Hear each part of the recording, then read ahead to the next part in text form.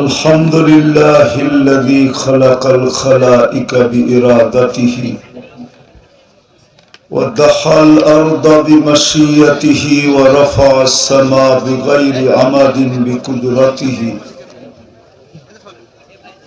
الأحد الصمد الذي لم يتخذ صاحبة ولا ولد خلق الخلق وأحصاهم عدد رفع السماء بقدرته بغير عمد بسط الأرض بقدرته على ماء الجمد قسم الرزق فلا ينسى من خلقه أحد ولم يكن له كفوا أحد والصلاة والسلام على حبيبنا وحبيب ربنا مصطفى مجتبى محمد رسول الله الذي بعثه إلى الجن والإنس وإلى الأبيض والأسود وإلى المشرق والمغرب بشيرا ونذيرا داعيا إلى الله رحمة للعالمين شفيع المذنبين حريص بالمؤمنين رؤوف رحيم صلى الله عليه وعلى آله وأصحابه وأتباعه صلاة وسلاما كثيرا كثيرا أما بعد فأعوذ بالله من الشيطان الرجيم بسم الله الرحمن الرحيم وأما من خاف مقام ربه ونهى النفس عن الهوى فإن الجنة هي المأوى وقال رسول الله صلى الله عليه وسلم اطلب الجنة جهدكم أو كما قال عليه الصلاة والسلام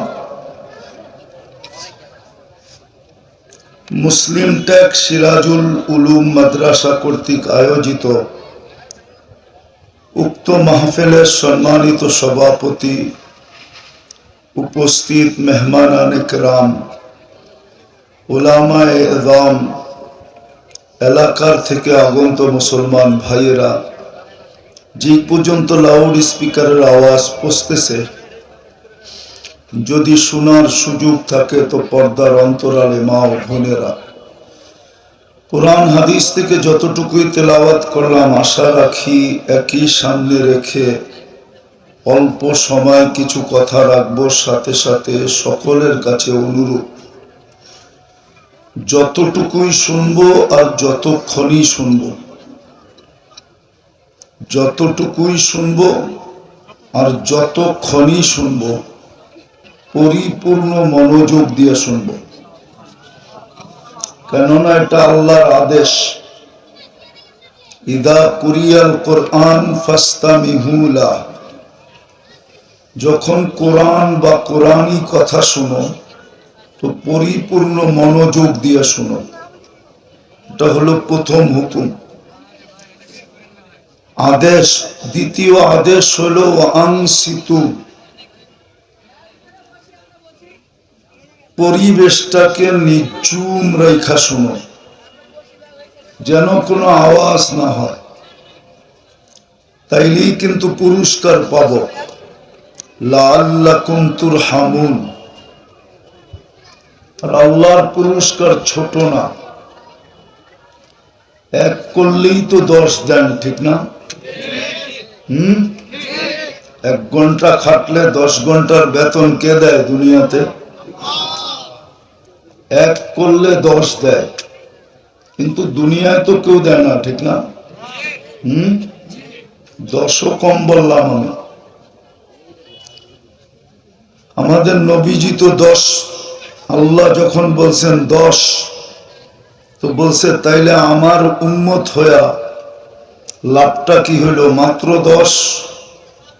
আর আমি আপনার বন্ধু হয়ে লাভ হইল কি? মাত্র 10। তা আল্লাহ বলছেন 100। আবারও নবীজি বলছেন মাত্র 100। তাহলে আমার উম্মত হয়ে লাভ হইল কি? আর আমিও আপনার বন্ধু হয়ে লাভ হইল কি? তা আল্লাহ বলে 700। তো আমাদের নবীজি বলতেছে মাত্র 700। তাহলে আমার উম্মত হয়ে লাভ হইল কি? আর আমি আপনার বন্ধু হয়ে লাভ হইল কি? তা আল্লাহ প্রতি উত্তরে বলতেছেন, বন্ধুর সংখ্যা বললে আপনি মাত্রই বলবেন, বিদায় সংখ্যা উঠায় দিলাম, হিসাব ছাড়া দিব। তাহলে এক করলে যদি হিসাব ছাড়া দেয়, তা আল্লাহর দাম তো ছোট না, ঠিক না? তো পুরস্কার তো ছোট না, পুরস্কার দিবেন, কিন্তু শর্ত দুইটা। পরিপূর্ণ মনোযোগ দিয়ে শুনতে হবে। দ্বিতীয় হলো পরিবেশটাকে নির্জুম রাখতে হবে। কিন্তু এটাও সত্য কথা, যিনি আমাদের কারণে বিতাড়িত হলেন, যিনি, ভালো মতে ধ্যান দিয়ে শুনতে হবে, কিন্তু যিনি আমাদের কারণে বিতাড়িত হলেন, কেননা মানুষ না আসলে শয়তান বিতাড়িত হওয়ার সুযোগ ছিল না। মানুষের কারণেই শয়তান বিতাড়িত। আমার কাছে মানুষের কারণেই শয়তান বিতাড়িত। আর তার সমগ্র পরিশ্রম, জলাঞ্জলি, সমগ্র পরিশ্রম মাটিতে মিশে গেছে। 1,85,000 বৎসরের ইবাদত ছিল। 7 আকাশে তাকে 7টা বিশেষ নামে ডাকা হতো। প্রথম আকাশে ডাকা হতো আবেদ, আরবি শব্দ তো, ইংলিশ হইলে হয়তো আমরা বুঝতাম, ঠিক না?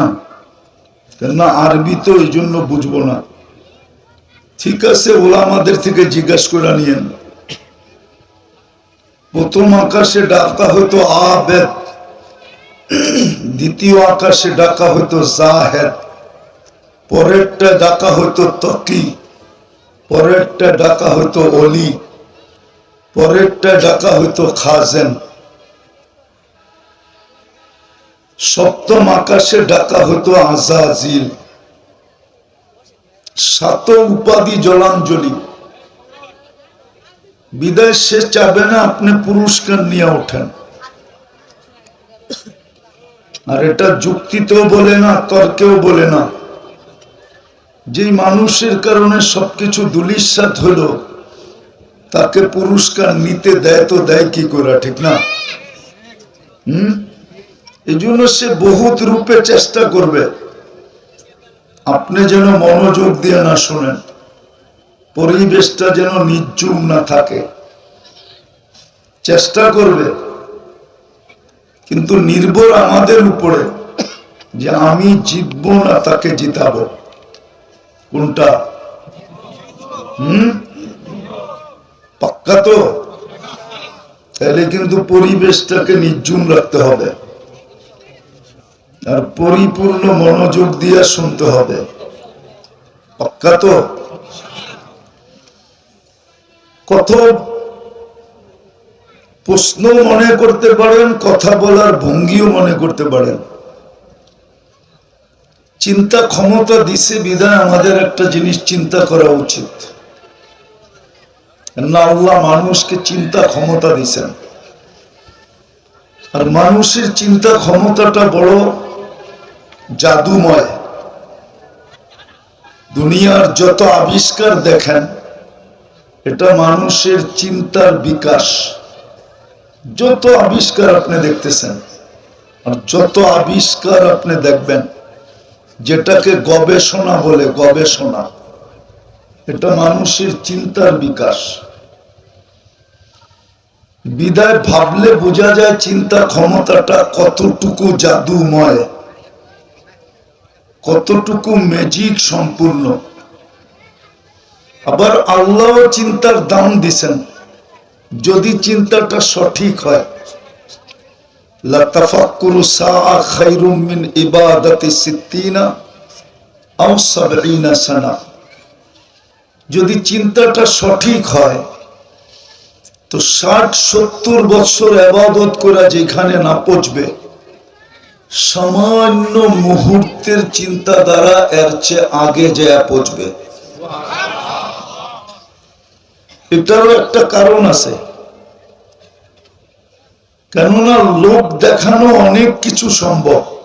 লোক দেখানো কি, লোক দেখানো অনেক কিছু সম্ভব। আবার উদাহরণ দিলে কেউ রাগ হয়ে যায় কিনা, আমাদের সমাজের কিছু মানুষকে দেখবেন জুমার দিন মসজিদে এমন ভাবভঙ্গি নিয়ে আসে, মনে হয় যে আজকে আল্লাহকে নামায়া ফেলবে। অথবা যদি ডাকায়া শব্দ বলি তাহলে মনে হয় যে আল্লাহকে চাঙ্গে উঠায়া দিবে। চাং বুঝেন? এটা ডাকায়া শব্দ আর কি, সবারও তো ডাকাই, এই জন্য ডাকায়া শব্দ বললাম, নাহলে বলতাম না। কেন আমি বড়ই তো হয়েছি পুরান ডাকায়, জীবনটাই কাটে পুরান ডাকায়। তো কিছু মানুষ আছে এরকম ভাবনিয়া। তো অনেক জিনিসে লোক দেখানো সম্ভব, কিন্তু চিন্তায় লোক দেখানো সম্ভব না। চিন্তা, যেটাকে রিয়া বলে, রিয়া, চিন্তায় কোনোদিন লোক দেখানো সম্ভব না। ওটা তো ভিতরে ভিতরেই চলতে থাকে, ঠিক না? এই জন্য এটার দাম এত বেশি। তো যেটা বুঝাইতেছিলাম যে আমাদের প্রত্যেকের চিন্তা করা উচিত।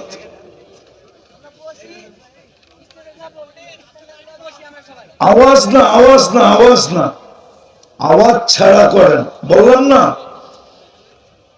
শয়তান কোনোদিন চাবে না যে আমরা আজকে পুরস্কার নিয়ে উঠি।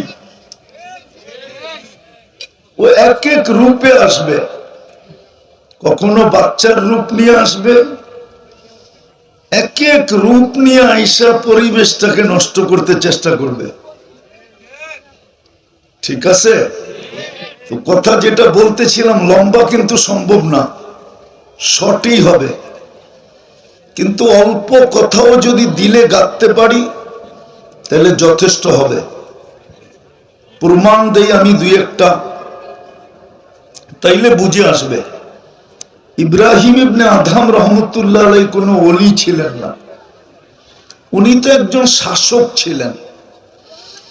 যেমন আমাদের বিক্রমপুরের রাজা ছিল, বা রাজা বীর বিক্রম, অথচ বিক্রমপুরটা পুরা বাংলাদেশ ছিল না, শুধু শ্রীনগর আর লৌহজং, এই দুইটা থানা বিশিষ্ট এটুকুই হলো বিক্রমপুর। পুরা মুন্সিগঞ্জ বিক্রমপুর না, এই দুটা থানাই বিক্রমপুর। এটারই রাজা ছিল রাজা বীর বিক্রম। তদ্রুপ ইব্রাহিম ইবনে আদহাম রহমতুল্লাহ আলাইহি এক এলাকার রাজা ছিলেন, ছোট একটা এলাকা, বলখ নামক এলাকার রাজা ছিলেন।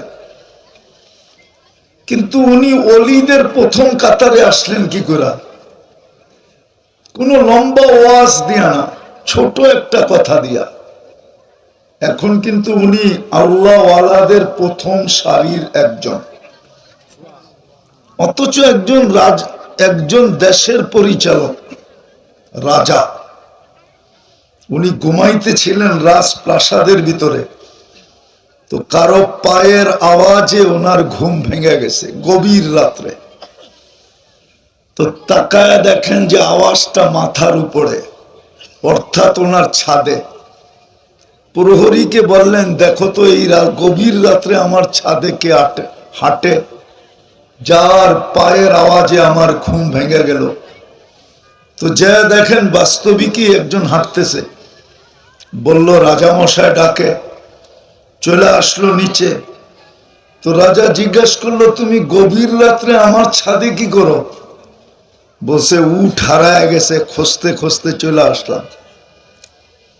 তো বললো পাগল নাকি, উট ছাদে আসবে কি করে? তালাশ করবে মরুতে অথবা জঙ্গলে, ছাদে উট আসবে কি করে? তুমি কি পাগল? তো বলতেছে রাজা মশাই, আমি যদি পাগল হই তাহলে আপনিও তো পাগল। তো রাজা জিজ্ঞাসা করতেছে আমি পাগল কি করে? কেননা আগের জমানার লোক প্রতাপশালী ছিল কিন্তু অহংকারী ছিল না। রাগ হয় না, আজকে কিছু পাইতে না পাইতে, অল্প কিছুই যদি মানুষ পাওয়া যায় দুনিয়াতে, বর্তমানে অহংকারী হয়ে যায়। যুবককে দেখেন, যৌবন পাইতে দেরি, ওর স্টাইল চেঞ্জ হইতে দেরি হয় না, এটা কিন্তু অহংকারের লক্ষণ। অহংকারের কি?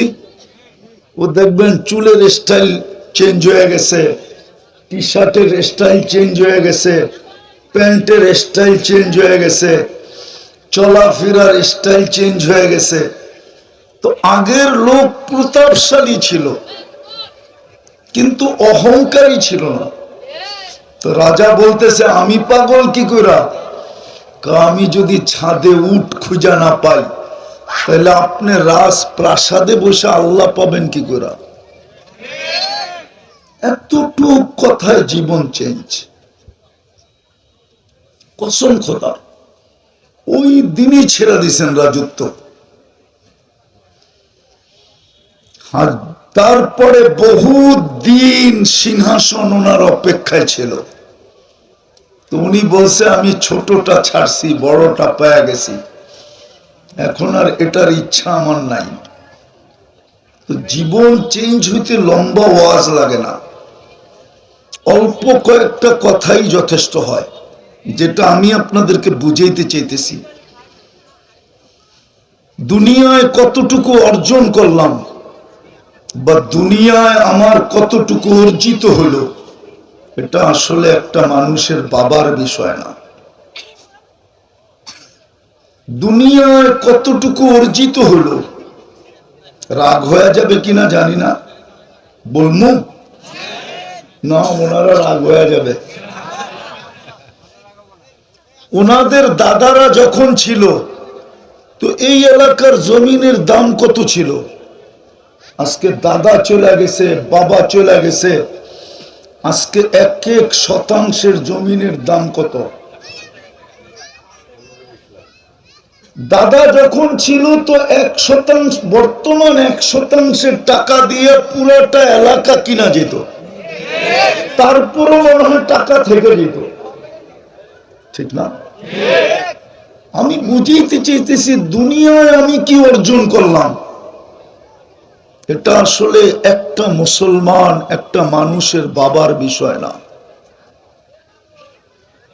একটা মানুষের বাবার, মুসলমানের ভাবার বিষয়, যাকে আল্লাহ মুসলমানের ঘরে জন্ম দিলেন সৎ ইচ্ছায়, যাকে মানুষ হিসেবে নির্বাচিত করলেন, শ্রেষ্ঠত্বের মুকুট যার মাথায় দিলেন, সৃষ্টি সেরা বানাইলেন, যাকে কুদরতি হাত দিয়ে তৈরি করলেন, হুকুম দিয়া না, যাকে 10 মাস সময় নিয়ে তৈরি করলেন, 6 দিনে না, সব সৃষ্টি কিন্তু 6 দিনে কমপ্লিট।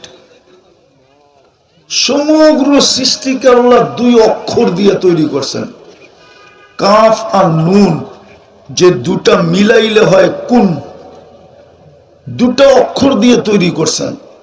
আপনাকে আমাকে কুদরতি হাত দিয়ে তৈরি করছেন, 6 মাস সময় নিয়ে তৈরি করছেন। আমি তো বলি, বুঝবেন কিনা জানি না, তৈরি করার পরে মনে হয়, অনেক সময় হয় কারিগরের হাতে এমন জিনিস তৈরি হয়ে যায় যে কারিগর নিজেই বারবার উল্টায় উল্টায় দেখতে থাকে যে এত সুন্দর বানাইলাম কি করে। আল্লাহ মনে হয় আমাদেরকে তৈরি করার পরে নিজেই দেখা বলতেছেন শ্রেষ্ঠত্বের মুকুট আর কার মাথায় দিব, এর চেয়ে সুন্দর তো একটাও দেখি না, বিদায় ওর মাথায় বসায় দিলাম। ও মানুষ, তোর মাথায় শ্রেষ্ঠত্বের মুকুট বসায় দিলাম, কেননা তোর চেয়ে সুন্দর তো একটাও দেখি না, কোন সৃষ্টি তো তোর চেয়ে সুন্দর না। যদি সুন্দর হইতো তাহলে মিশরের মেয়েদের কথাই তো সত্য হইতো। ইউসুফ আলাইহিস সালামের রূপ দেখা বলছিল, মা হাসা লিল্লাহি হাদা বাশার ইন হাদা ইল্লা মালাকুন কারীম। এটা মানুষ হয় কি কইরা? মানুষ এত সুন্দর হয় কি কইরা? এটা তো ফেরেশতা। আল্লাহ বলে ফেরেশতা এত সুন্দর হয় না, কেননা ওইটা হুকুমের তৈরি। মানুষই সুন্দর হয়, এটা আমার কুদরতি হাতের তৈরি।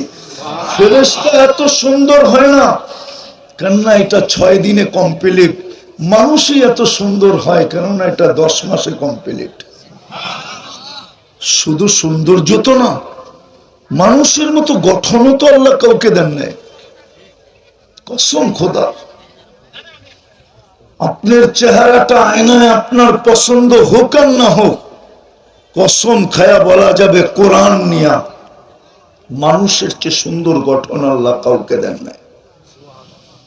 যেই মানুষটাকে আল্লাহ কুদরতি হাতে নিজের পছন্দের মাধ্যমে মানুষ বানাইলেন, মুসলমানের ঘরে অস্তিত্ব দিলেন, উম্মতে মুহাম্মদী বানাইলেন, তিনবার যাকে নির্বাচিত করলেন, তিনবার যাকে পছন্দ করলেন, তিনবার যাকে চয়েস করলেন, ওই মানুষটার ভাবা উচিত আমি দুনিয়াতে অর্জন কতটুকু করলাম আর আমি আল্লাহকে রাজি কতটুকু করলাম। কারণ কেননা কালকে তো আমি ওনার কাছেই যাব, কালকে তো আমি কার কাছে যাব? কার কাছে? কালকে তো আল্লাহর কাছেই যাব, ঠিক না? কোরআন তো এটাই বলে, ইলাইনা তুরজাউন। তুমি যতই ভাব দেখাও না কেন, একদিন না একদিন তুমি আমার কাছে আসবেই আসবে, আজ হোক আর কাল হোক। এটাও সত্য, লিকুল্লি শাইইন আজাল, আমার পিঠে সীমা রেখা দেওয়া আছে, আমার পিঠে সীমা দেওয়া আছে, কোন দিন আমি রেখায় পা দিব আর আল্লাহর কাছে চলে যাব। বিদায় আমার চিন্তা করা উচিত, নারী হোক পুরুষ হোক, যুবক হোক আর বৃদ্ধ হোক, বাকি দুই শ্রেণীকে আমি বাদ দিলাম, কেননা বাচ্চা কলম তার বিরুদ্ধে যায় না উঠানো, কিচ্ছু তার বিরুদ্ধে লেখা হয় না, পাগল তার বিরুদ্ধে কলম যায় না। বাচ্চার পাগল ব্যতীত প্রত্যেকের চিন্তা করা উচিত যে আমি দুনিয়াতে কতটুকু অর্জন করলাম। এটা বিষয় না, এটা বিষয় না, সত্য এটাই, সত্য এটাই। সভাপতি সাহেবের সাথে মহব্বত আছে দেখে ওনারই দিয়ে উদাহরণ দেই। দাদা পরদাদা এখানে যেইভাবে জীবন কাটায় গেছে, এর চেয়ে কোটি গুণ বেশি উন্নত ভাবে উনি জীবন কাটাইতেছে, ঠিক না?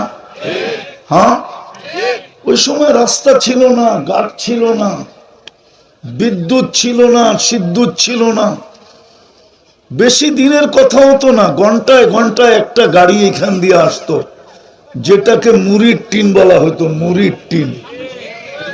গাড়িও নাম ছিল না, নামই ছিল মুড়ির কি, গাড়ি শব্দটাই ওর উপরে লাগে নাই, ওটাকে স্টার্ট দিতে হলো এরকম, আমরাও দেখছি এরকম ঘুরে ঘুরে স্টার্ট দিতে হতো। ওটার ভিতরে কোনো আধুনিক হরেনও ছিল না, অ্যানালগ হরেন ছিল, চাপ দিলে প প শব্দ হইতো। জিজ্ঞেস করে দুনিয়ায় কে কতটুকু অর্জন করলো, কসম খোদার আমার এটা বিষয় না। প্রত্যেকের চিন্তা করা উচিত আমি দুনিয়ায় কি অর্জন করলাম। এটা লক্ষ্য বস্তু না, এটা ভাবার বিষয় না, চিন্তার বিষয় না। বরং একটা কথা বলবো, সেটা হলো আর দুনিয়া বিত্তাকাদ্দুর, দুনিয়া কপালে যা লেখা আছে এটা মিলবেই মিলবে। ওলামা একমত হবে যেটাকে তকদির বলে, প্ল্যানিং বলে।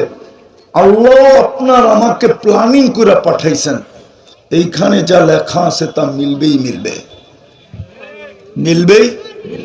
দুনিয়া বিত্তাকাদ্দুর, দুনিয়া লেখা, আর দুনিয়া মাকসুম, দুনিয়া বন্টিত। যাকে যেটুক দেওয়ার দিয়েই পাঠাইছেন।